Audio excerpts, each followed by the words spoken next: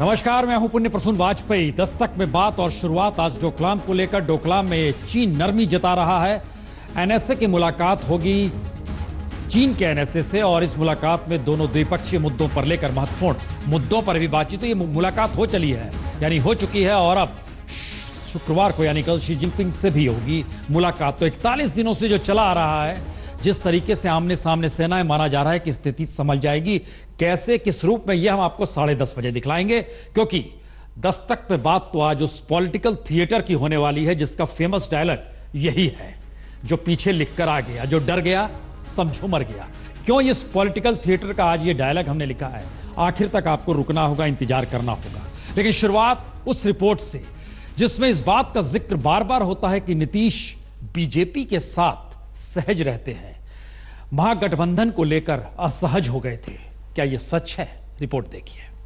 मोदी अमित शाह के अश्वेग को रोकने वाला बिहार और उसके गठबंधन से निकले नीतीश कुमार चंद मिनटों में ही बीजेपी की गोद में जा बैठे। तेजस्वी एक बहाना था, इनको बीजेपी के गोद में लाना था।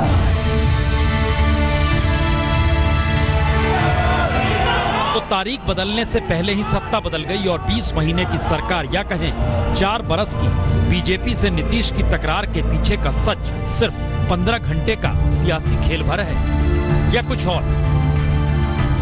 तो 3 सच को जानना जरूरी है। नीतीश के लिए लालू से ज्यादा प्रिय सुशील मोदी क्यों है? बीजेपी के स्वाभाविक साथी नीतीश कुमार क्यों रहे हैं? और महागठबंधन तोड़ने में नीतीश ने कोई परहेज क्यों नहीं की? हमने देख लिया कि अगर कोई अब रास्ता नहीं है तो खुद ही नमस्कार करो, खुद ही वो जगह त्यागो। हमने वो जगह त्याग दिया है। तो काम से ज्यादा महागठबंधन को संभालें कैसे, ये सवाल नीतीश के सामने बार बार इसलिए उभरता रहा क्योंकि नीतीश जब वाजपेयी अडवाणी के दौर में बीजेपी के साथ थे तो बिहार बीजेपी को लेकर भी वाजपेयी अडवाणी नीतीश से राय ले लिया करते थे।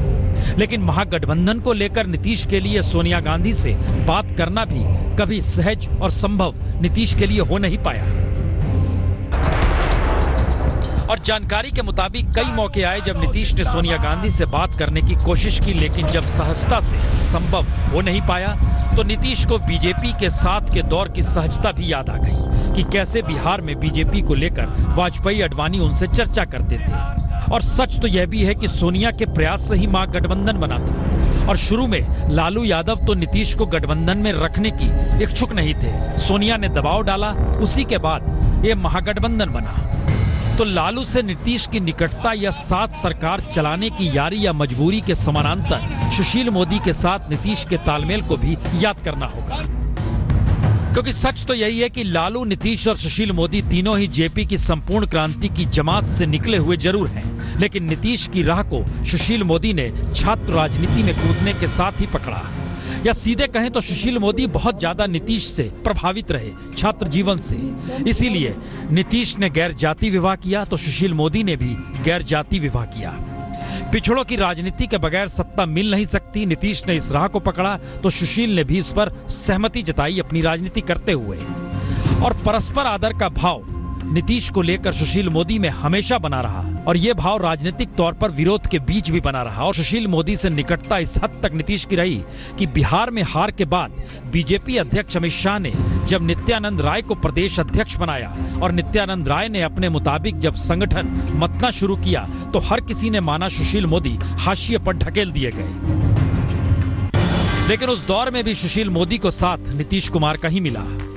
लालू के खिलाफ करप्शन के आरोपों की बौछार पर नीतीश चाहते तो कुछ बोल सकते थे, लेकिन नीतीश खामोश रहे और नीतीश की इस खामोशी ने सुशील मोदी के राजनीतिक तेवर को उभारा।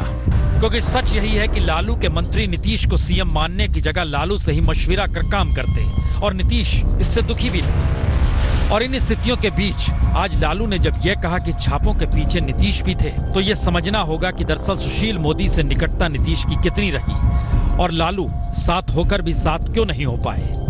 नीतीश कुमार को मैं चार्ज करता हूं कि मिल के भाजपा से सीबीआई, ईडी, इनकम टैक्स का केस करवाया। ये सब बात हम लोग जानते हैं। लेकिन इन सब के बीच एक सवाल हर किसी के जहन में गूंज सकता है, जब इतनी सहजता बीजेपी के साथ रही तो फिर बीजेपी का साथ नीतीश ने छोड़ा क्यों? तो इसके पीछे और कुछ नहीं बल्कि सुशील मोदी से निकटता, बीजेपी से सहजता के बीच नरेंद्र मोदी ही वो शख्स रहे जिसे नीतीश कुमार पचा नहीं पाए और इसीलिए दूरी भी बनी। लेकिन अब के हालात का सच यह भी है कि मोदी नीतीश में आपसी विश्वास पैदा हुआ है, दोनों में भरोसा बढ़ा है। इसीलिए नीतीश बीजेपी के साथ पुरानी सहजता के साथ आकर खड़े हो गए हैं।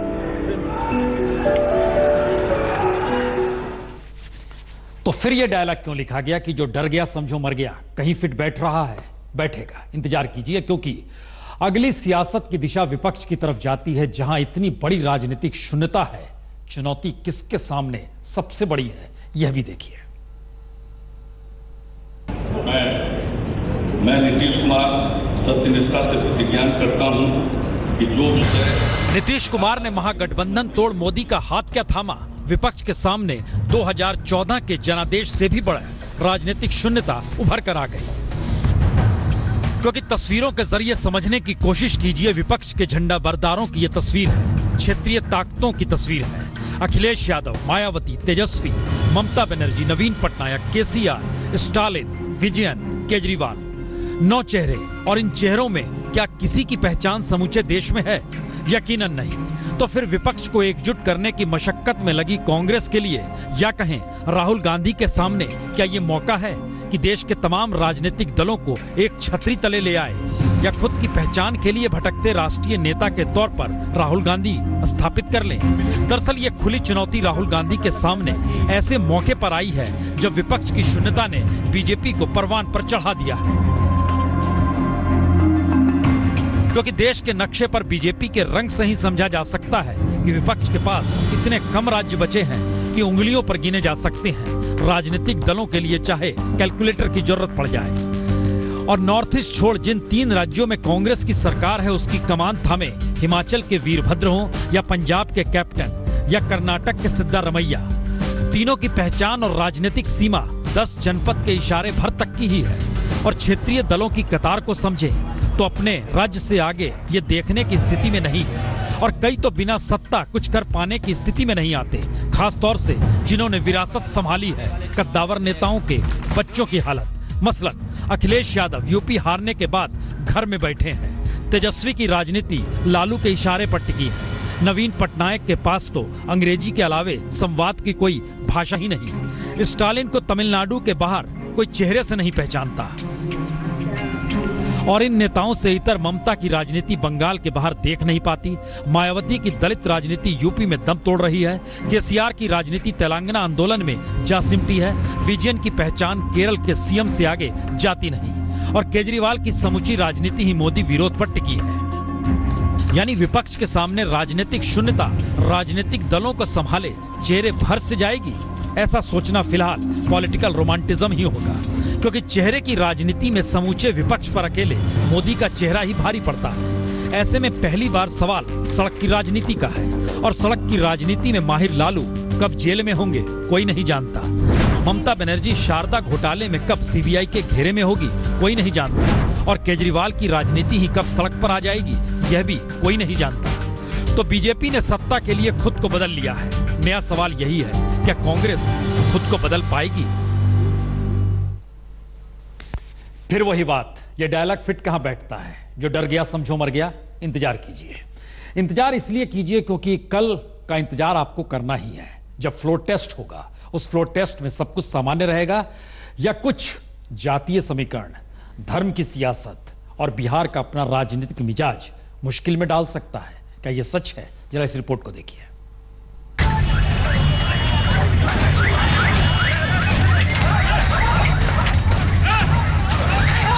यह तस्वीर बिहार के छपरा की है। जाम खुलवाने गए डीएम साहब हरिहर प्रसाद की यहां आरजेडी समर्थकों ने पिटाई कर दी।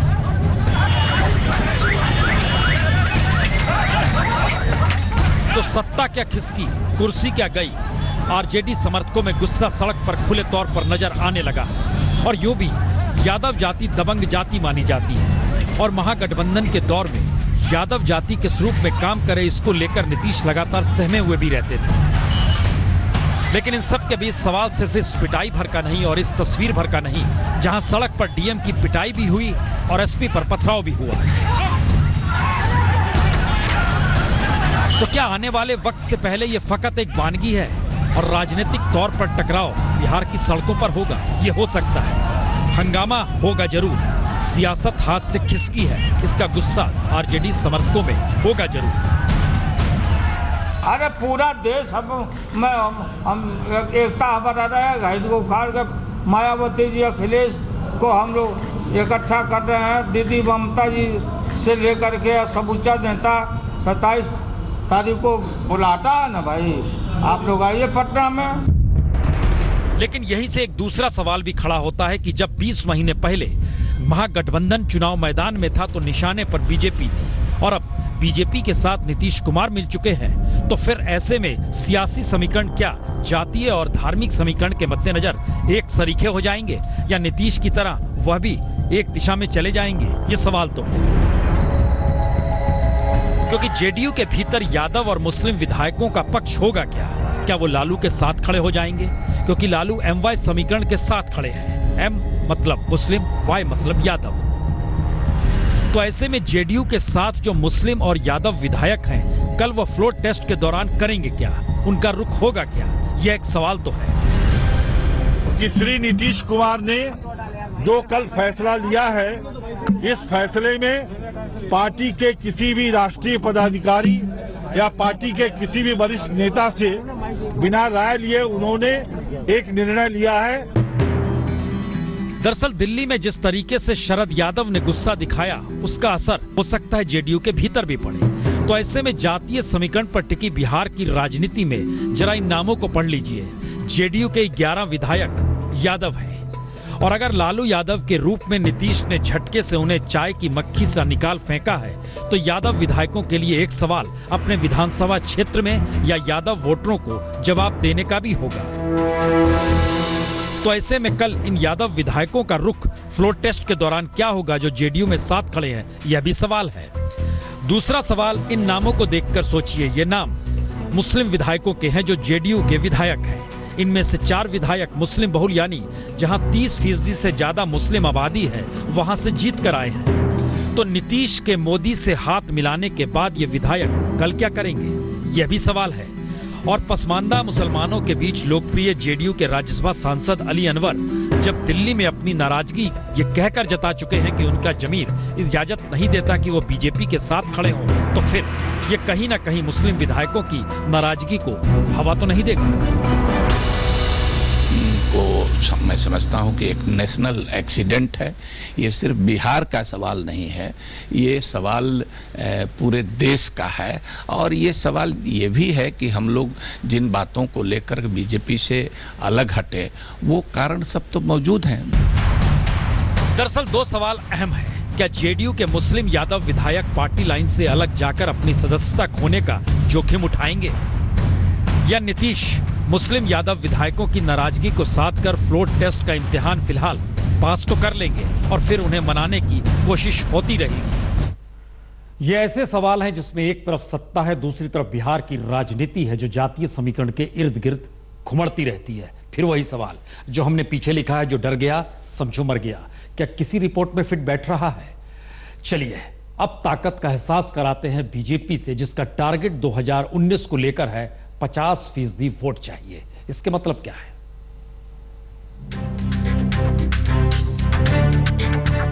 देश के नक्शे पर यह बीजेपी का रंग है। 18 राज्यों में या तो खुद या सहयोगियों के साथ। और 2014 में 31% वोट पाने वाली बीजेपी का टारगेट 2019 को लेकर 50% का है। और इस टारगेट के लिए मंत्र बहुत साफ है, कोई अछूत नहीं।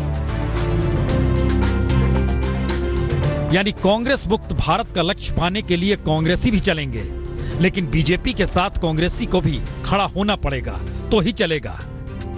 तो नीतीश वजीर होकर भी उसी तरह सिर्फ एक मोहरा भर है जिस तरह महाराष्ट्र में शिवसेना और कश्मीर में पीडीपी वजीर होकर भी मोहरे से ज्यादा कुछ नहीं। और बीजेपी का रंग उसके अपने मंत्र कोई अछूत नहीं के आश्रय चल निकला है। तो यह इससे भी समझा जा सकता है बिहार में बीजेपी के खिलाफ बना गठबंधन ही बीजेपी के लिए टूट गया और बीजेपी चुनाव हार कर भी 20 महीने बाद जीत गई। गोवा में कांग्रेस सबसे बड़ी पार्टी थी, लेकिन बीजेपी ने चाल चली कोई अछूत नहीं, दूसरी पार्टियों को साथ मिलाया, कांग्रेस को पटकनी दी और मनोहर पार्रिकर दिल्ली से पहुंच गए गोवा, सीएम बन गए। मणिपुर में भी कांग्रेस सबसे बड़ी पार्टी बनी, लेकिन बीजेपी ने क्षेत्रीय दलों को साथ मिला लिया। यानी पहले चुनाव के वक्त विरोध में लड़े, लेकिन अब साथ खड़े हैं, सरकार बना ली। अरुणाचल में बीजेपी को 47 सीटों में सिर्फ 12 सीट मिली, लेकिन बीजेपी की रणनीति कोई अछूत नहीं। शाह की रणनीति का असर ऐसा कि पूरा मुख्यमंत्री पेमा खांडू की अगुवाई में पीपुल्स पार्टी ऑफ अरुणाचल के 33 विधायक ही झटके में टूटकर बीजेपी के साथ आकर खड़े हो गए। दरअसल पंचायत से संसद तक कमल खिलाने को बेकरार अमित शाह नरेंद्र मोदी की जोड़ी सत्ता के मंत्र को अपना चुकी है, जिसमें संस्थापकों के सिद्धांत हाशिए पर छोड़ने में कोई दिक्कत नहीं, क्योंकि सत्ता से बड़ा कोई सिद्धांत होता नहीं, सत्ता से बड़ी विचारधारा कोई होती नहीं, और उससे बड़ा और उससे गाढ़ा रंग कोई होता नहीं। तो ध्यान दीजिए, जम्मू कश्मीर में बीजेपी ने उस पीडीपी के साथ मिलकर सरकार बनाई जो राजनीति के दो अलग अलग ध्रुवों की पार्टी लगती है। उत्तराखंड में कांग्रेस में टूट हुई तो बीजेपी ने कांग्रेस से बीजेपी में आए तमाम नेताओं को ही टिकट देने में परहेज नहीं की। सभी जीते, मंत्री भी बने, सरकार भी अपनी बन गई। महाराष्ट्र के 4 निकाय चुनाव में बीजेपी के टिकट पर कांग्रेसी एनसीपी छोड़कर आए उम्मीदवार जीते, तकरीबन 40% थे, लेकिन जीत मिल गई। 4 महीने बाद आप हमारे संगठन के अंदर भारतीय जनता पार्टी की संगठन को अपराजित अजय संगठन प्राप्त करें। तो सवाल यही, क्या वाकई विस्तार का परचम लहराती बीजेपी 2019 के लोकसभा चुनाव में 50% का टारगेट पूरा कर लेगी? कहना मुश्किल है, लेकिन सच यह भी है कि बीजेपी पश्चिम बंगाल से लेकर केरल और ओडिशा तक में अपने वोट शेयर बढ़ा रही है। इसके अलावा बीजेपी जिस तरह छिटक कर आने वाली पार्टियों के साथ मिलकर सरकार बनाने को तैयार है, उससे साफ यह भी है कि अगर देश के मानचित्र पर रंग पूरी तरीके से बीजेपी का ही रंगा हो जाए तो फिर क्षेत्रीय पार्टियों के लिए जगह बचेगी कहां? और यहीं से शुरुआत होती है हिंदुस्तान में क्या सिर्फ आने वाले वक्त में 2 पार्टियां ही बचेंगी? सीधे समझें तो क्या ये राष्ट्रपति प्रणाली की दिशा में बढ़ते हुए कदम है?